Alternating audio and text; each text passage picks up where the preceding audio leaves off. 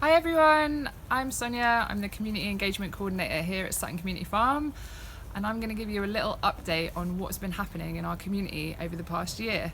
So I was going to divide this in terms of life before COVID and life after COVID, but actually I think it's probably a bit more interesting to just hear about how we've had to change and adapt over the past few months in light of COVID, because prior to that, who even remembers what that was like? The one highlight of life before COVID was our 10-year anniversary party, which happened back in February, which was a really, really joyous occasion with lots of different people who've been involved in the farm over the past 10 years coming together to have a lovely celebration and really just mark all of the achievements of this community project. A few weeks later, obviously lockdown comes into force, everything's kind of thrown up in the air. We had just a couple of challenging weeks really right at the beginning, whereby lots of different factors came into play all at the same time. So lots of our core volunteers who've been coming for a long time not coming to volunteer anymore, so that's been sad to miss them. In their place, we had a huge surge in demand from new people wanting to come and volunteer, which was really, really great, but obviously required people to be trained up and introduced to like how we do things here. That being said, it's been absolutely amazing to have this COVID crew essentially of newer volunteers, lots of who are on furlough or who've had their working situation changed, and they've been just very reliable and very present throughout the past few months, which has made us much more resilient as a community organisation. We've also had to implement a lot of changes with how we organise ourselves. So now we have volunteers coming to the farm every single day of the week.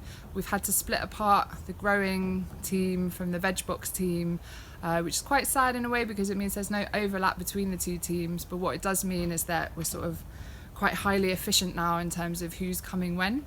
We've introduced an online volunteer rota. We can cap numbers for each session, so that ensures that we can adhere to physical distancing measures and means that everybody stays nice and safe whilst they're coming here to volunteer, and that no area gets particularly over congested. Part of the challenge that was posed around everything that's changed is the fact that lots of our streams of revenue have been shut down for the time being, and so what that's meant is that there's now a lot of pressure on the veg box scheme to essentially generate enough money to keep us going as a community organisation.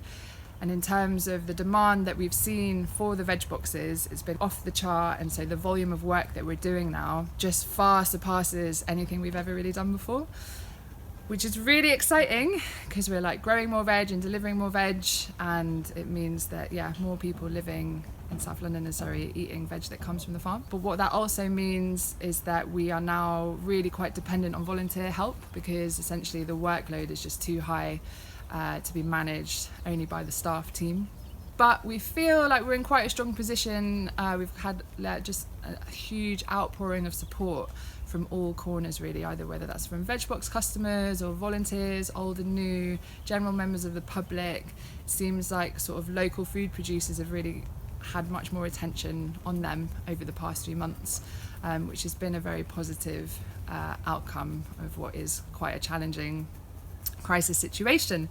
Another positive outfit that we've seen is we have set up a new partnership with Age UK, who are running a food hub based in Sutton. So they collect food from us every week, fresh veg, and they either distribute that veg to people who are shielding or self-isolating, or the veg gets cooked up and distributed as tasty meals. In addition to this, we also continue our relationship with Sutton Food Bank, where we are delivering more food to them, fresh food, which can then be distributed to families that are in need. A small positive thing that's come out of something that's quite hard. In terms of looking towards the future, it's quite hard to say how things will develop. We're not going to be doing any big events this year, and probably not going to be welcoming any school groups to the farm. Our supported volunteering for the time being has come to a halt, but hopefully that will get reinstated as and when government guidelines allow for it. And in the meantime, we're just going to carry on growing veg and distributing veg, and just being hugely humbled and thankful for this fantastic community effort that goes into that endeavour. All right, that's all from me.